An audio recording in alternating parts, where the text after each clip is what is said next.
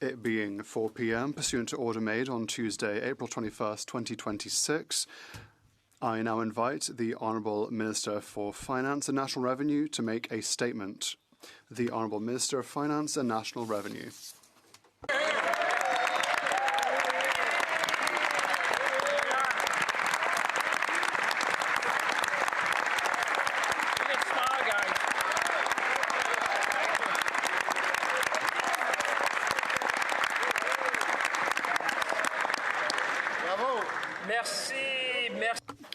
Thank you, Mr. Speaker. Pursuant to Standing Order 83.1, I would like to table in both official languages the Spring Economic Update documents for 2026, including the Notice of Ways and Means motion. The details of the measures are contained in these documents.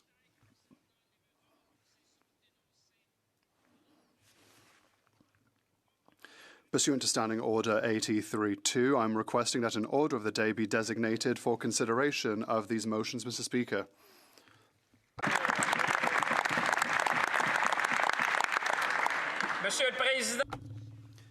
Mr. Speaker, honourable members, fellow Canadians, when I rose in this House to deliver Budget 2025, I presented an ambitious plan to navigate the current challenges and harness Canada's many strengths to position our country for success for decades to come. The changes we are witnessing are sudden and unprecedented. From geopolitical shifts to supply chain disruptions to rapid technological breakthroughs, including in artificial intelligence, the world is changing quickly and Canada must adapt to thrive. That's why the Prime Minister called on Canadians to seize the opportunity and build at a speed and scale not seen in generations. To build Canada strong, to build sustainably and responsibly, to build a Canada for all, Mr. Speaker, because we believe in Canada. In Budget 2025, Mr. Speaker, we made generational investments to build communities, to empower Canadians, and to protect our country. Now the journey must continue. We do this by drawing on Canada's unique strengths and capabilities. We have the most educated workforce, Mr. Speaker, something we should all be proud of. We have yes, we should applaud all our people, the strong people we have in Canada. We have a very strong industrial base that builds ships, cars, and planes. We have critical minerals to power the economy of the 21st century. We are an energy superpower in renewables and conventional and nuclear energy.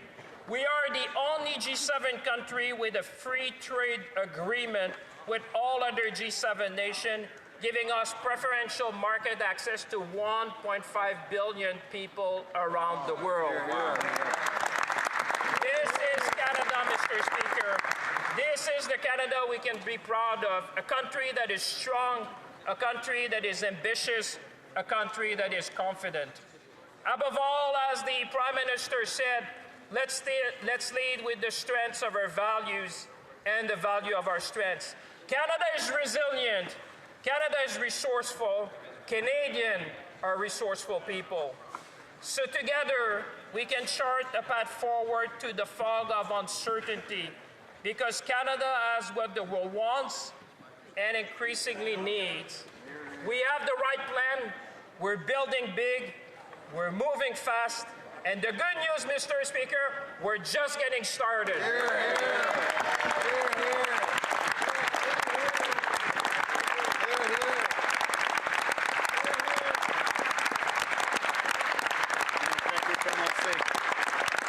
And I know in their heart, Mr. Speaker, that my Conservative colleagues also feel the same.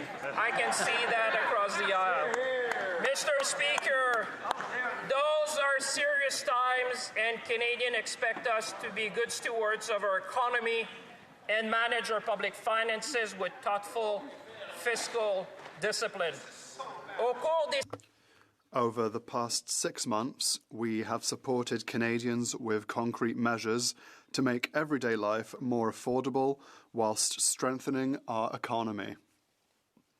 And we have built the second fastest growing economy in the G7, whilst reducing our projected deficit for 2025-26 by more than $11 billion, Mr. Speaker.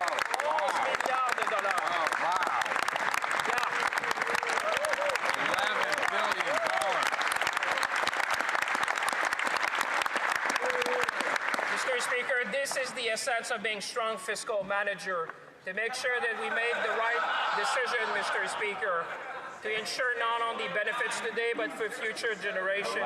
Mr. Speaker, our economy is resilient, driven by GDP growth, rising incomes, and obviously more jobs. Let me be clear, Mr. Speaker, this is good news for Canadians. It reflects a stronger, more productive economy.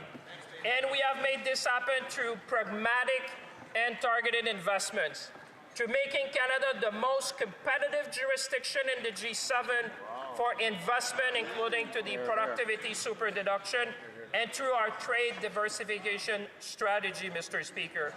And we have ensured that as revenues have grown, two-thirds of this increase over the past year has been directed toward affordability measures that make a real difference in the lives of Canadians. This is the true essence to be Canadian, Mr. Speaker.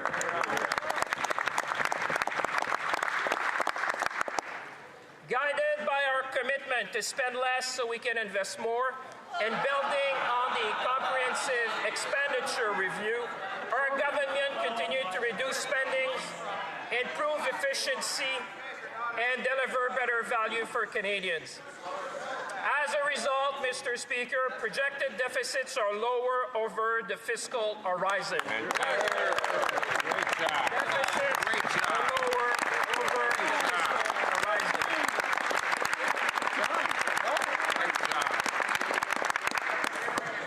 We also remain firmly on track to balance day-to-day operating spending with revenues by 28-29 and to keep the deficit to GDP ratio on a steady downward path.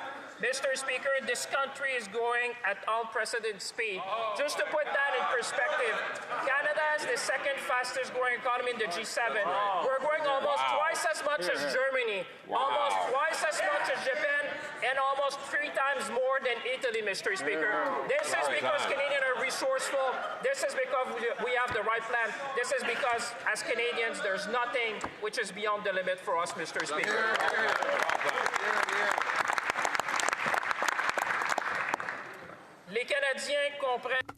Canadians understand that by spending less, we can invest more.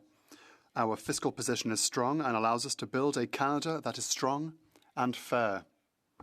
A Canada that is not just for some, most of the time, but for all the times, Mr. Speaker. Yes.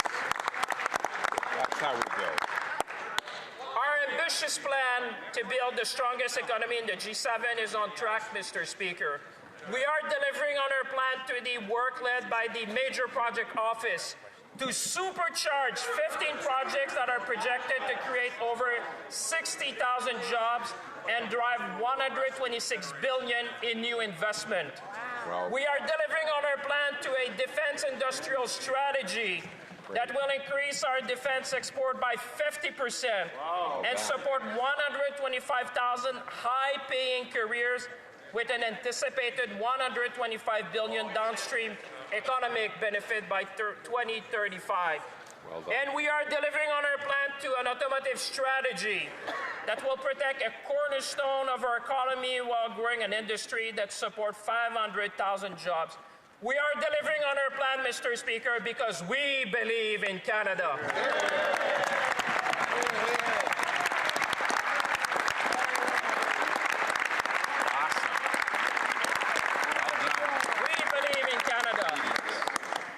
We believe in Canada.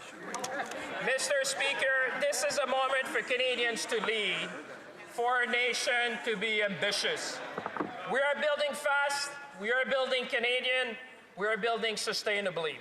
From the copper and gold mine expansions in British Columbia to the Darlington new nuclear project in Ontario, we are powering the next generation of prosperity.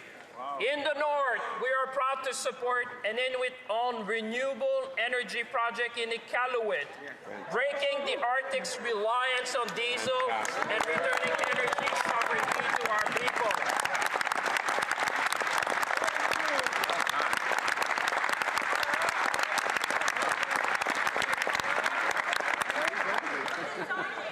I can see smile across the aisle, Mr. Speaker.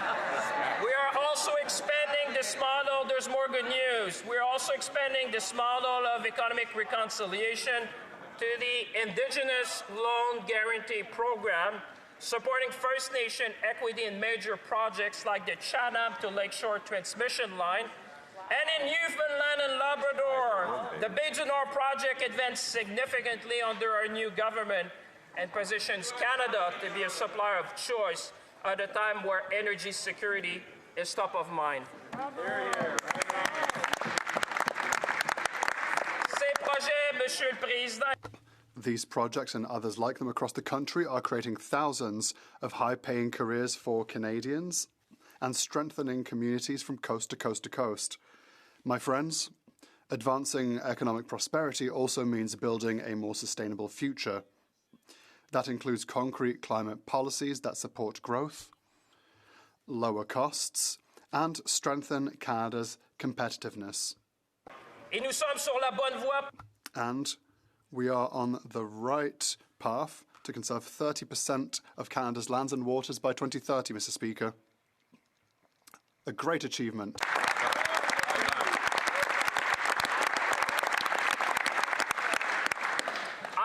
To report to this out that the dream of Canada is alive and well, Mr. Speaker. Mr. Speaker, young people increasingly see themselves in building Canada strong, and we will be there with them, Mr. Speaker.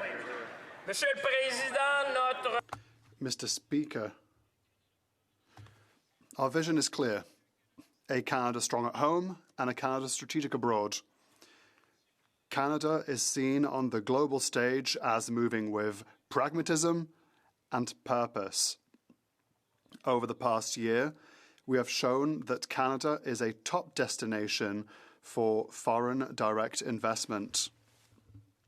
We attracted nearly $100 billion in investments, the highest level in almost 2 decades, and secured around 20 new economic and defense partnerships across 4 continents. Mr. Speaker, we're just getting started. That's right.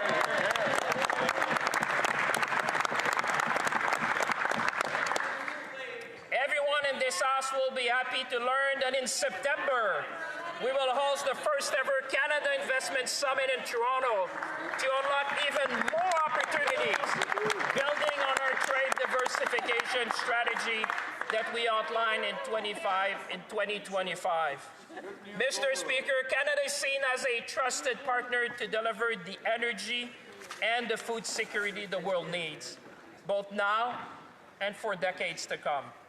In a volatile environment, investors choose Canada for a reason. We offer unparalleled stability, predictability, and opportunity. And we will continue, Mr. Speaker, by making Canada strong.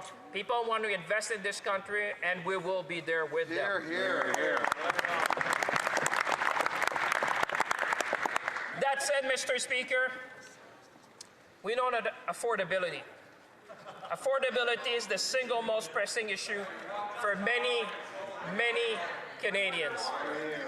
I think you might want to listen.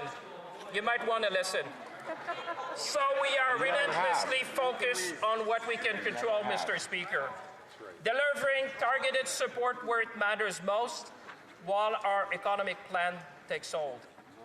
A boost today and a bridge to tomorrow to ease the cost of living of Canadians.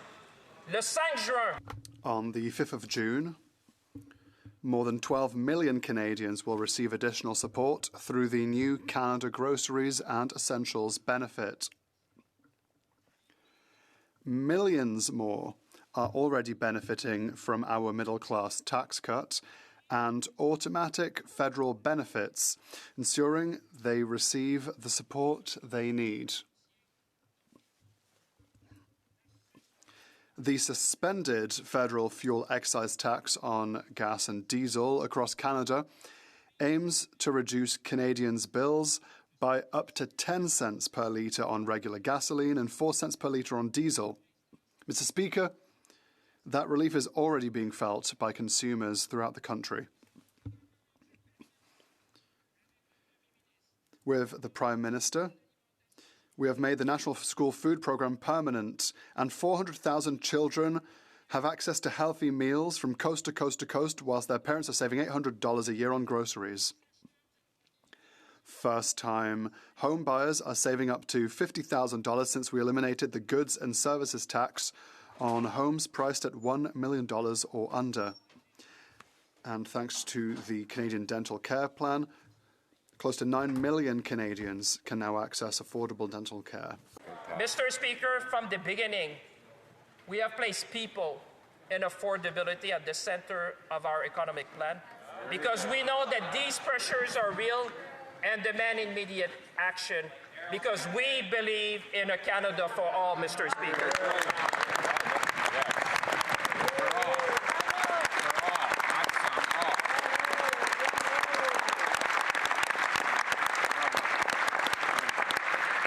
We believe in a Canada for all indeed. And this brings me to the spring economic update that Canada's new government is tabling today. Our objective is clear: to build a stronger, more independent, more resilient economy. That work begins by investing in our future and by giving Canadians the opportunity to take part in building it. Canada Strong Fund, we are creating Canada's first national sovereign wealth fund, Mr. Speaker. Something that Canadians should all be proud. Yes, Mr. Speaker. Under this government,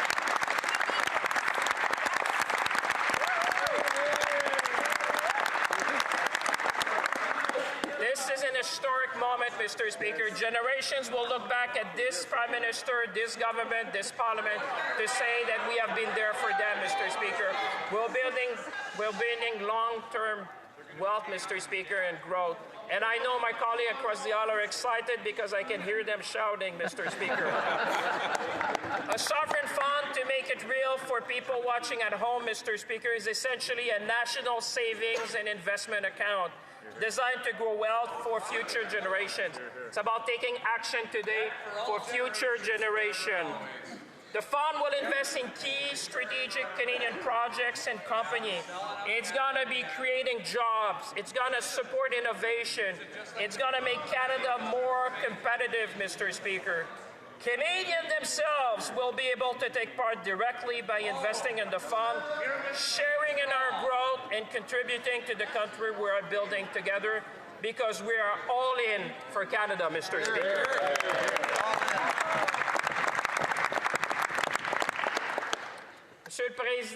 Mr. Speaker, investing in our future also means investing in the people who are building that future. That's why this update is focused on helping workers and young people gain the skills, the experience, and the support that they need to succeed, and bridging them with opportunities. Opportunities for young Canadians to give back to their country by launching Team Canada Strong as part of a nationwide effort to recruit, to train, and hire 80,000 to 100,000 new skilled trade workers. Mr. Speaker, this is a step change in how we approach that. We're going to have the people to build this country together across our nation.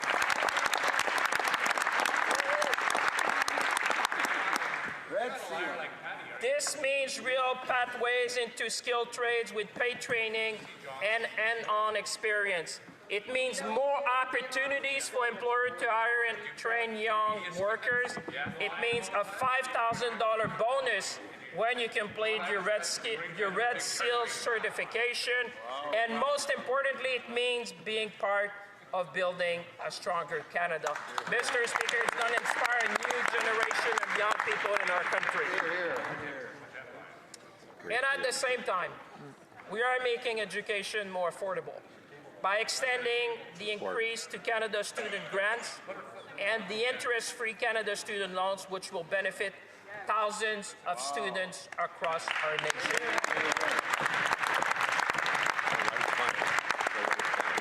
My colleagues and I, we have been across this nation, the Prime Minister as well. We've listened to young people, and they said, give us a hand now. Make sure we can study. Make sure we can be part of this, and we have answered, Mr. Speaker. We're glad to do our part for our young people. And we're doing much, much more because growth depends on people and on giving them the tools to succeed. That's at the core of a Canada for all, Mr. Speaker. You're here. Et c'est grâce à... And it's thanks to this new generation of builders that we will be able to build enough homes here in Canada.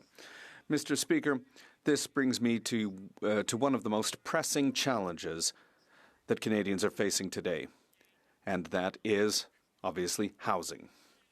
Housing is a key pillar of affordability, and we've made significant and tangible progress to build more affordable housing across the country. Prices are down 20% and rents are down 9% nationally, Mr. Speaker. For many families, this is starting to translate into real relief, but we would all agree in this House, that more work needs to be done. This update continues the work of Build Canada Homes with a plan to increase supply, lower costs, and help more Canadians find a safe and affordable home. So we are cutting red tape to build homes faster, supporting innovation in construction, unlocking over $7 billion in low-cost financing, boosting housing supply and protecting construction jobs across the country in partnership with provinces and territory. We're helping those most in need by extending support for people experiencing homelessness across our nation and ensuring survivors of gender-based violence have access to a safe place. Mr. Speaker, because we believe in a Canada for home.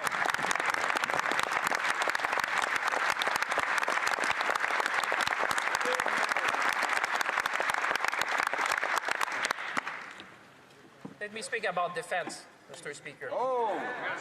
Monsieur le Président. Mr. Speaker, security starts here at home, but it also extends well beyond our borders.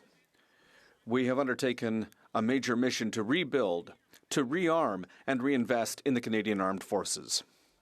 Over the last year, just the last year, we've invested over $63 billion into defense and security for our country. This is a historic shift in support for our military, and it is already delivering concrete results. In March, just last March, NATO confirmed that Canada has achieved its 2% defense spending target 5 years ahead of schedule. 5 years ahead of schedule.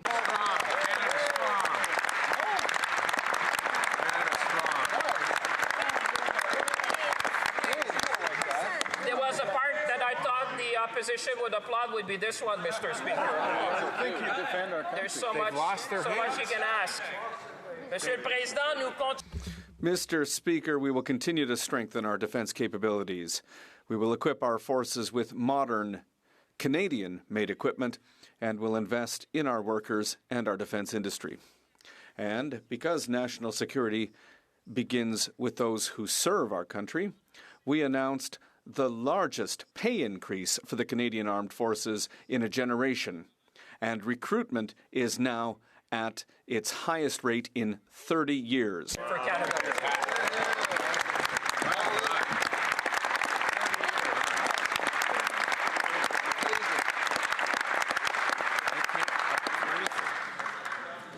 Let me talk about stronger communities and safer communities. Yes. Mr. Speaker, strong communities are also safe communities and communities that bring people together. That's why this update invests in the things that make communities stronger, safer, and more connected across our great country. We are moving forward with a financial crimes agency and a national anti-fraud strategy helping protect Canadians and our seniors in particular, and to strengthen trust in our financial system. We're also taking steps to make communities safer with strong tools to address crime and better protect public access, Mr. Speaker. We have listened to communities across the country. We have listened to people, and we understand that they need safety in their place of worship, and we are there for them, Mr. Speaker.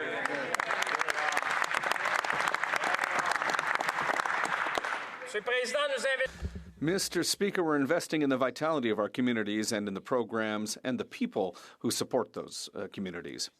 And that includes the most significant investment in our sports system in 20 years. To give young...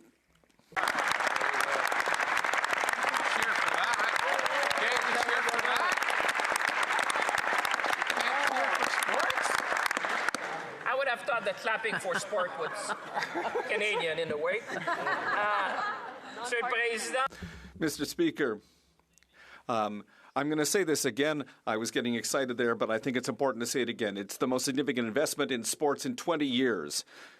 Yes. Try again. Try again. Do it. I give them a second chance, Mr. Speaker. Pour donner aux jeunes. To give young people better access and better support for high-performance athletes with additional funding of $755 million.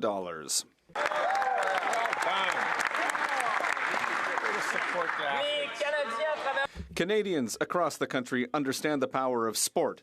They understand how it brings us together and how it has an impact on our communities. We saw it last year during the Olympic and Paralympic Winter Games, and we see it every day on our rinks, in our sports centers, and in our schoolyards. A Canada for all must also be a Canada where sport is accessible for everyone. So our strategy from the playground to the podium will make a real difference. Unite our country and inspire a generation of young Canadians in a very true Canadian way, Mr. Speaker. This is Canada at its best, and we're going to support our young people and young athletes. And along our coast, the same spirit of hard work and community lives in our small craft harbors. They are more than infrastructure.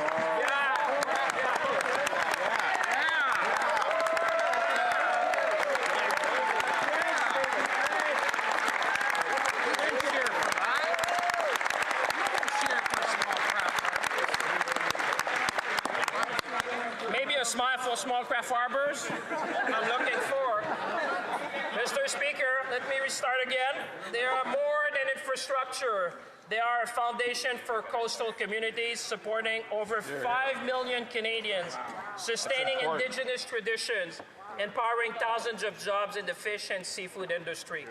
This is why we're investing almost $1 billion to repair and strengthen these vital harbors.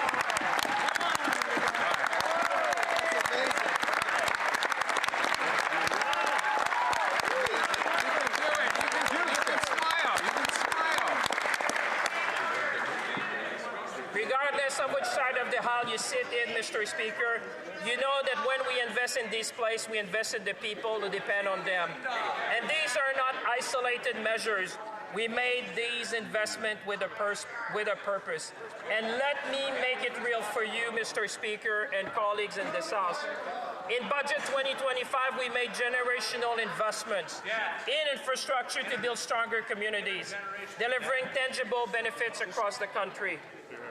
Now, Team Canada Strong will empower a new generation of workers from those same communities to help build the local infrastructure the government is investing in. Whether that means homes, sport facilities, or transit system, these projects will be built by workers in our communities for our communities. Because when communities are strong, safe, and connected, Canadians thrive together because we're all in for Canada, Mr. Speaker. They should be too. They could be all connected.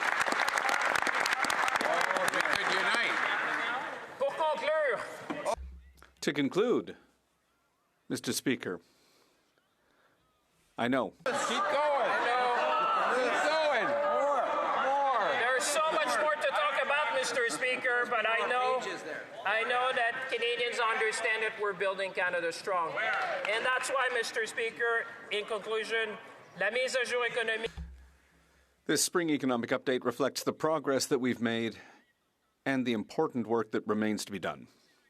Building a strong Canada while ensuring that progress and economic growth are felt by all Canadians all across the country.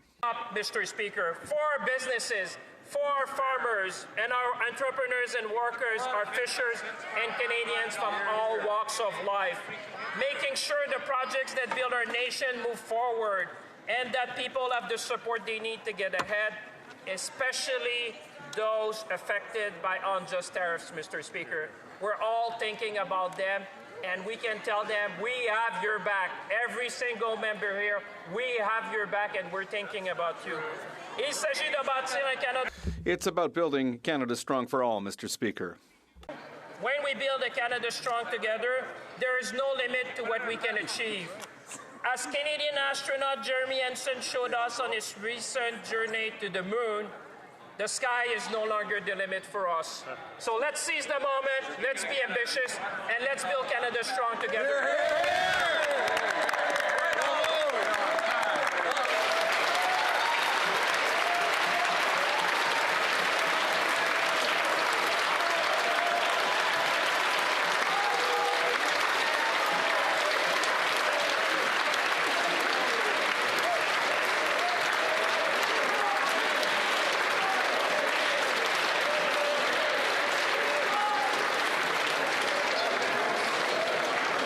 Okay, we have to move on with questions. We have to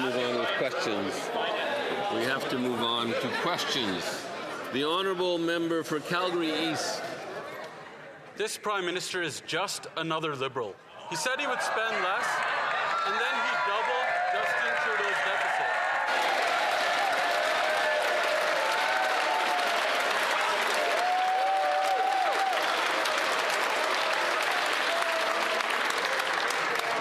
Member may start over. This Prime Minister is just another expensive Liberal. He said he would spend less, and then he doubled Justin Trudeau's deficit. Liberals, and they doubled the national debt. Every single year, debt servicing costs are going to go up, and they're going to be more than what the provinces get in healthcare transfers or what's collected in GST revenue. In fact, debt servicing costs are going to go up by 50% by 2031, all on the backs of hardworking Canadians. This is all while the Liberals gave Canadians the worst housing debt, the most housing costs, the highest food inflation, and the second highest unemployment in the entire G7. Wow. This economic update is more debt, more costs, more taxes, and more spending, all by the same old Liberals. In what world is it fair that this Liberal Prime Minister is giving more money to his banker and bondholder buddies than what goes to doctors and nurses in healthcare transfers? The Honourable Minister of Finance. Mr. Speaker, let me help my colleague. I know it's Tuesday and it's late. He will need to update his QP card. Actually, Mr. Speaker, the deficit is lower, Mr. Speaker. Lower, Mr. Speaker, and growth is up. So let me help him. Deficit down, growth is up, Mr. Speaker. And you know what is surprising, Mr. Speaker? They can shout as much as they want. You know, I come from Shawinigan. I can handle these guys. One thing I can tell you, Mr. Speaker, it's amazing to me that they would not take the time to talk about sport, Mr. Speaker, to build a stronger nation together. They would not talk about small craft harbors. They would not talk about the things that will build Canada strong. On this side of the aisle, Mr. Speaker, we'll support young people, we'll support our workers, we'll support our industry. We'll build Canada strong together.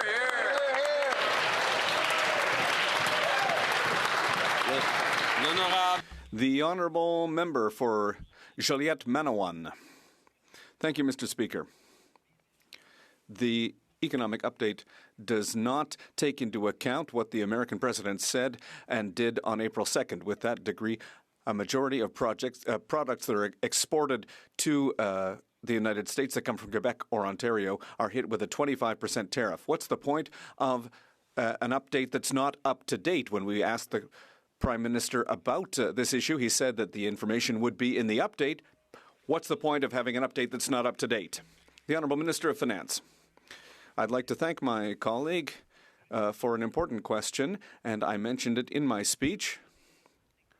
We are aware that at the macroeconomic level, there are good results, but we're also very concerned, like him, about workers in the aluminum sector, in the steel sector, the automotive sector, and others. But one thing that is certain, and my colleague will recognize this, is the best thing that we can do is support our workers and to build a strong economy together. And I hope, Mr. Speaker, that the Bloc Québécois will join us for once and make sure that we can pass legislation to support our workers, to support our industries, and ensure that we're going to build a strong Canada all together. The Honourable Member for University Rosedale. Mr. Speaker, it's an honour to rise on behalf of the people of University Rosedale, many of whom could benefit from the Canada Disability Tax Credit but have found this process difficult and onerous to navigate. Could the Minister elaborate on how this spring economic update will make this regime more easy to navigate for Canadians living with disabilities and for the healthcare workers who support them, Mr. Speaker?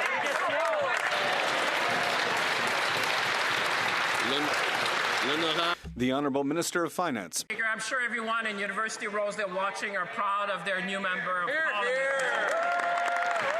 It's just a few days and she's already making a difference. She is right, Mr. Speaker, and she has the experience. In fact, what we have made is to make sure that people who need the disability tax credit, those who are entitled, can do it faster, Mr. Speaker. We have listened to community, we have listened to people, and what they were telling us, Mr. Speaker, is that the process was very cumbersome. They could not get the benefit. You know what, Mr. Speaker? This is about being a true liberal. We are fiscally responsible, but we're also there for people. We're listening to communities. And, Mr. Speaker, I can tell you 2/3 of the additional revenue that we have received, we have used the proceeds to make sure we make life more affordable for Canadians. That is truly building Canada strong for all. The Honourable Member for Vancouver East. Thank you, Mr. Speaker. There's nothing in the spring economic update on surveillance pricing. There is nothing on excessive tax profits, as oil companies are set to make some $90 billion in excessive profits. Meanwhile, there's only two-thirds of the $140 billion for housing is actually for developers in lost revenues. And the government does not, in the economic budget, has the wherewithal to ensure the right fit program for people with disabilities are funded. They only need $500,000 to keep the program going for people with disabilities to find the home. Why didn't the government support people with disabilities? Here, here. The Honourable Minister of Finance. Mr. Speaker, I have enormous respect for my colleagues. She raised a very important question. With respect to the disability tax credit, Mr. Speaker, we have listened to community. We have made sure that it's more efficient. Mr. Speaker, we want to make sure that people who are entitled to benefit can find the process easier. But one thing I want to say is that all the new measures, 50% of all the new measures we have adopted in the spring economic update, Mr. Speaker, is to help Canadians from coast to coast. So, Mr. Speaker, we're always going to have the back of Canadians. We're going to support our workers, support our industry. We're going to build Canada strong together. The Honourable Member for Richmond Athabasca. Thank you, Mr. Speaker. If you look at let's look at the facts. The previous Liberal Prime Minister projected a deficit of $31 billion. Today, we have learned that the government has doubled that deficit. They've announced a sovereign wealth fund. The minister has compared us to Norway and Saudi Arabia. But Norway and Saudi Arabia actually export their natural resources. That's why they have budgetary surpluses. Canada is in a deficit. The government is spending using Canadians' credit cards. $25 billion will be charged to Canadians' credit cards to begin the wealth fund. There's just 3 lines in here about renegotiating CUSMA. 3 lines. What about our industries? Steel, aluminum, forestry, the automotive industry? A deal with our greatest economic partner deserves more than 3 lines in this document. Does he not even care about getting a deal signed?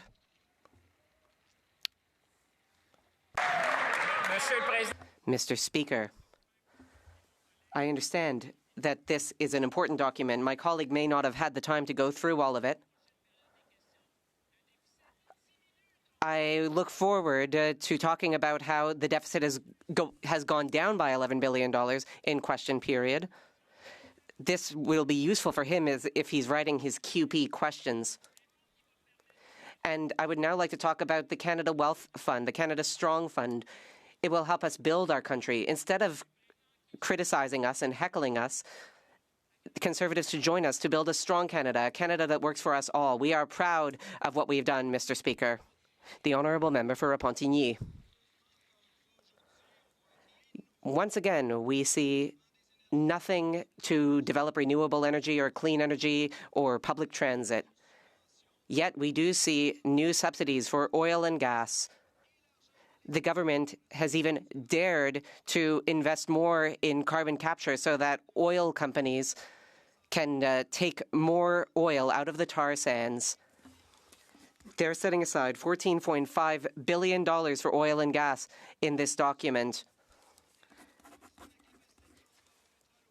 They're talking about ramping up oil transportation capacity by 12% through a pipeline that will cost $640 billion. They're putting $25 billion in a wealth fund, even more for oil and gas. How can this government claim to take climate change and its climate goals seriously when the Honourable Minister of Finance? Mr. Speaker, my colleague has read the document, but only a part of it. I do get it. It's a long document, but I will go into a little bit more detail. We are investing in major projects like the expansion of the Port of Montreal in Contrecoeur. This will be the largest port expansion in Canada's history. Quebec is a trade leader. Quebec is an entrepreneurship leader. We will continue to invest in our entrepreneurs and our industries to build Canada strong from coast to coast.